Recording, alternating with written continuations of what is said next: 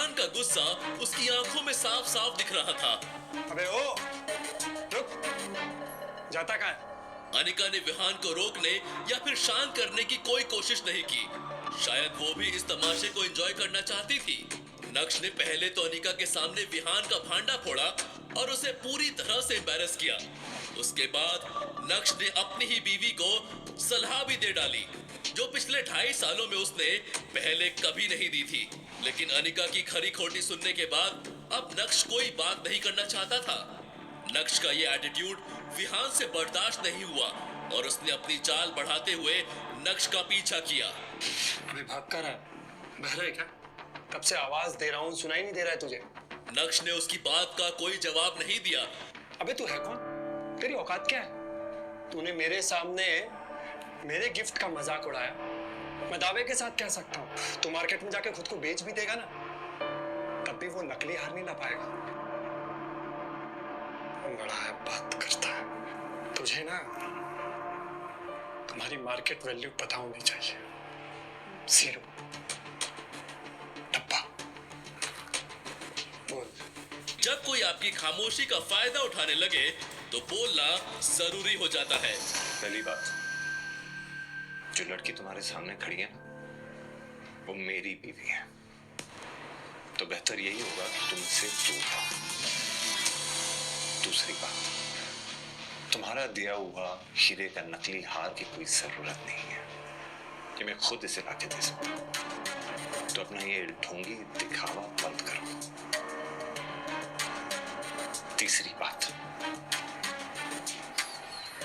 इसकी खुद की जेब में नोट नहीं होते, वो चिल्लत बजा के दिखावा नहीं करते। और एक बोनस बात, दोबारा इस पेन को टच किया ना तो मैं तेरा हाथ तोड़ा। नक्श ने विहान को अपने स्वैग के दर्शन करवा दिए थे। इसी के साथ नक्श ने विहान को एक बाजू ढकेला और ऑफिस से बाहर निकल गया। नक्श के वहां से जाने के बाद कुछ देर तक विहान वहीं खड़ा रहा, लेकिन इतनी बेइज्जती होने के बाद वहां रुकने का कोई सेंस नहीं था।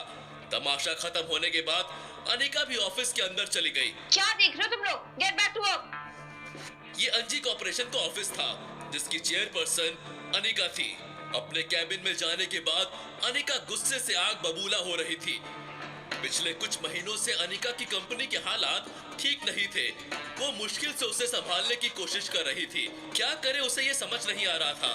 तभी उसे विहान मिला और जब उसकी दोस्ती विहान से हुई तब जाकर उसे पता चला कि वो एक बहुत बड़े परिवार से ताल्लुक रखता है। और बस यहाँ से अनिका ने विहान को अपने जाल में फंसाना शुरू किया। और आज विहान न सिर्फ उसकी कंपनी का बिजनेस पार्टनर है, बल्कि मेजर इन्वेस्टर भी है। और विहान की वजह से ही अनिका की कंपनी अभी चल रही है। इस कंपनी के सारे लॉसेस विहान ही बेयर करता है और अनिका को इसकी बहुत जरूरत भी है। अनिका का विहान से दोस्ती करना कोई आसान काम नहीं था। कितने पापड़ बेलने के बाद वो उसके करीब आ रही थी। सब ठीक चल रहा था, सब कुछ अनिका के प्लान के मुताबिक हो रहा था, लेकिन नक्श ने आकर आज सब कुछ बिगाड़ दिया। जो लड़की तुम्हारे सामने खड़ी है ना, वो मेरी बीवी है। क्या जरूरत थी उसे विहान को ऐसा कुछ कहने की? हार भले ही नकली था, लेकिन ये सब कहकर उसका ईगो हर्ट करने की क्या जरूरत थी? अब पता नहीं वो उसकी कंपनी में अपना पैसा इन्वेस्ट करेगा या नहीं। अगर वो आज नक्श को अपने साथ नहीं लेकर आती तो अभी विहान उसके साथ बैठा होता। अंजी कॉर्पोरेशन के ऑफिस से बाहर आकर नक्श काफी खुला खुला महसूस कर रहा था और नक्श इस शुरुआत को बरकरार रखना चाहता था। तभी अचानक से नक्श का फोन बजा और जब उसने स्क्रीन पर अपने दादाजी का नाम देखा तो उसके चेहरे पर चालाकी वाली मुस्कान आ गई थी। Mister Bhanushali, what a coincidence. मैं भी आपको फोन ही करने वाला था और देखिए आपका फोन आ गया। अच्छा नक्श बेटा, तुम्हें अपने दादाजी की याद आ गई? अच्छा मजाक कर लेते हैं दादाजी। आपने मुझे फोन किया है तो जरूर कुछ इंपॉर्टेंट काम होगा। वैसे मैं भी आपको एक बहुत ही खास काम के लिए फोन करने वाला था। ठीक है, तो काम की बात कर लेते हैं। अगले हफ्ते तुम भानुशाली ग्रुप के नए सीईओ की कुर्सी पर बैठने वाले हो, तो मैंने तुम्हारी एक खास आदमी से मीटिंग फिक्स की है। एड्रेस तुम्हें व्हाट्सएप कर दिया है, तो तुम मुझसे कल मिल लेना। मुझे किसी को भी मिलने में कोई प्रॉब्लम नहीं है, लेकिन आपको भी मेरी 2 शर्तें पूरी करनी होंगी। पहली शर्त, आपको आज के आज मेरे लिए एक रेयर डायमंड नेकलेस का बंदोबस्त करना होगा, और दूसरी वो मैं आपको व्हाट्सएप कर रहा हूँ। और हाँ, वो काम भी बेहद खास है, जल्दी हो जाना चाहिए। नक्श पॉइंट टू पॉइंट बात कर रहा था और उसका एटीट्यूड 7वें आसमान पर था, जो यशवर्धन को बिल्कुल भी पसंद नहीं आ रहा था। नक्श बेटा, तुम्हें ऐसा नहीं लगता कि तुम्हारी डिमांड्स बढ़ती जा रही हैं? अभी तो तुमने भानुशाली ग्रुप ज्वाइन भी नहीं किया है। ज्वाइन करने के बाद पता नहीं क्या होगा। मेरी डिमांड्स बढ़ती जा रही है? कम ऑन दादाजी, कैसे बातें कर रहे हैं आप? जाहिर सी बात है कि आपने भी अगर मुझे ऑफिस बुलाया तो कोई डिमांड पूरी करने के लिए बुलाया होगा। It's always give and take दादाजी, आखिर तो आपका ही खून हूं ना, और मेरी डिमांड पूरी हो जानी चाहिए।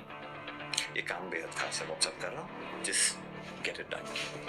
तुम बहुत नक्श उन्हें अपनी गलती का पूरा एहसास करवा रहा था और यशवर्धन उस एहसास में दबते हुए नजर आ रहे थे। फोन रखते ही नक्श ने देखा कि उसे व्हाट्सएप पर 3 मैसेजेस आए हुए हैं। एक उसके दादाजी का था और बाकी के दोनों उसकी बीवी अनिका के थे। अनिका ने उसे 10,000 रुपए भेजे थे और लिखा था, नक्श, तुमने कपड़े खरीदे? मैंने तुम्हें बोला था ना कि हम फैमिली गैदरिंग में जा रहे हैं। प्लीज भिखारियों जैसे मत आना। दरअसल अनिका के घर में आज फैमिली डिनर पार्टी थी और पिछली बार नक्श की वजह से उसे काफी कुछ झेलना पड़ा था, इसलिए उसने नक्श को इस बार पहले ही पैसे भेज दिए, जिससे जावेरी खानदान और बाकी के गेस्ट के बीच नक्श को लेकर कोई बात ना हो, वरना चित्रा और अनिका को अपना मुंह बंद करना पड़ जाता है। अनिका बेबी, अब तुम्हारे 10,000 रुपए की मुझे कोई जरूरत नहीं। मन ही मन सोचते हुए नक्श ने अपनी दूसरी शर्त को यशवर्धन तक पहुंचा दिया था। हटो। भाई साहब, golden domain society. Golden domain society Surat की ही नहीं बल्कि गुजरात की सबसे लग्जरियस सोसाइटीज में से एक थी और इस सोसाइटी से पूरे सूरत की खूबसूरती को नापा जा सकता था। दरअसल यही वो जगह थी जहां नक्श के दादाजी ने आज उसकी एक सीक्रेट मीटिंग फिक्स की थी, लेकिन नक्श किससे मिलने जा रहा है इस बात की उसको कोई जानकारी नहीं थी। उसने सोचा ही नहीं था कि जिस इंसान से वो मिलने आया है वो कोई और नहीं बल्कि उसका चाचा दर्पण भानुशाली होगा। ये जानकर नक्श अपने चाचा से बिना मिले ही वहां से जाना चाहता था, लेकिन तभी अचानक से उसके कान में एक आवाज सुनाई पड़ी, नक्श,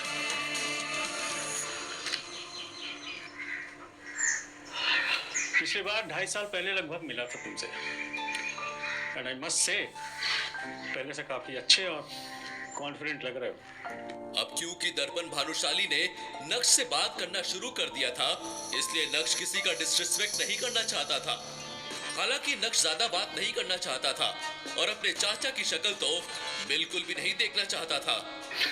दर्शन काका, तमें सीधे पॉइंट पे आओ ने और बताओ, भानुशाली फैमिली को अब मेरी क्या जरूरत है?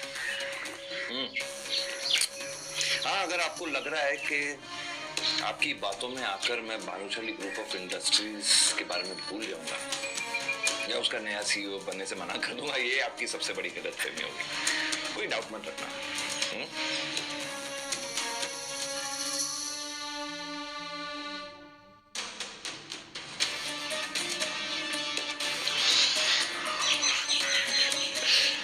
क्यों दर्शन काका, शायद आप ये बात भूल रहे हैं कि आप मुझे ज्यादा परेशान करना पसंद नहीं करते, क्योंकि अब भी कैदान एंटरप्राइजेस के शेयर्स मेरे नाम पे हैं। अरे तू पानी डाल दे। ये शेयर तो आप जानते हैं ना, जो आपने दादाजी और पापा को लेने से मना किया था। और ये शेयर्स आपके लिए कितने इंपॉर्टेंट है और भानुशाली ग्रुप ऑफ इंडस्ट्रीज के कितने इंपॉर्टेंट है अच्छी तरह जानते हैं। तो दर्शन काका, अगर मुझे गलती से भी कुछ हो गया ना, तो जो कुछ भी आप चाहते हैं मुश्किल से मिल पाएगा, शायद कभी भी नहीं। आइंदा मुझे रोकने की कोशिश मत करना। भानुशाली ग्रुप ऑफ कंपनीज पूरे गुजरात में एक बड़ा नाम था। छोटे से बड़ा हर बिजनेसमैन को भानुशाली ग्रुप की सारी जानकारी थी। 4 साल पहले मार्केट में उन्हें कंपटीशन देने के लिए कोई भी नहीं था, क्योंकि उस समय भानुशाली ग्रुप का सीईओ नक्श के पिता यानी जितेन भाई भानुशाली थे। जितेन भाई को बिजनेस की सारी एबीसीडी पता थी और यही वजह थी कि उन्होंने खेतान एंटरप्राइजेस के 40% शेयर्स खरीद लिए थे। उन्हें पता था कि आगे का मार्केट कैसी करवट लेगा और वो उसका पूरा फायदा उठाना चाहते थे। लेकिन ये बात दर्पण भानुशाली और यशवर्धन भानुशाली को पसंद नहीं आई और बिना कुछ सोचे समझे उन दोनों ने मिलकर जितेन भाई भानुशाली को भानुशाली ग्रुप से बाहर का रास्ता दिखा दिया। जितेन भाई के जाने के बाद नक्श के चाचा दर्पण भानुशाली ने भानुशाली ग्रुप के सीईओ की कुर्सी संभाल ली।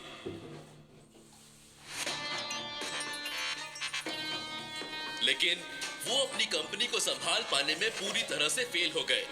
अब उन्हें डूबते हुए तिनके का सहारा चाहिए था। और जब उन्हें पता चला कि जितेन भाई के खरीदे हुए शेयर्स आज मार्केट में तहलका मचा चुके हैं, तब भानुशाली खानदान को नक्श की याद आई। अब आप लोगों को पता चल ही गया होगा कि नक्श के अंदर ये पावरफुल चेंजेस क्यों और कैसे आ रहे हैं। जी हाँ, नक्श के दोनों हाथ घी में जो हैं और अब नक्श से कोई मुकाबला भी नहीं कर सकता है।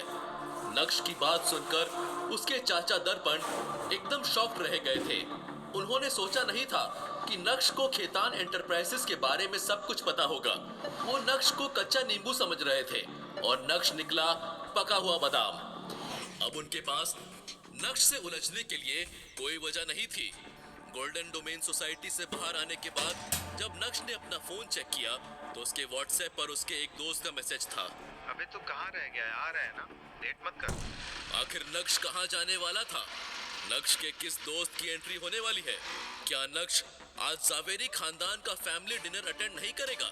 अगर नहीं तो उसके बाद अनिका और चित्रा का क्या रिएक्शन होगा?